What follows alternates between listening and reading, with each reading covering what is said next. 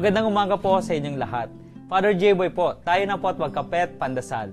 Kapag libreng-libre ka sa bakasyon, hindi dapat pinapalampas natin ang mga pagkakataong matuto ng mga bagong kakayahan.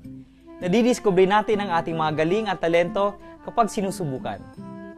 Halimbawa, maaaring sumali sa mga sports clinic para matuto ng panibagong sports tulad ng basketball, badminton, frisbee, at swimming.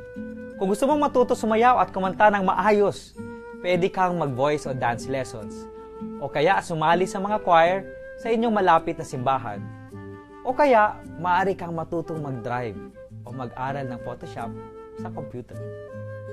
Gumagaling tayo kapag nagkakaroon ng mga dagdag na kakayahan. Huwag sana natin palampasin ang pagkakataong umunlad. Magandang umaga po.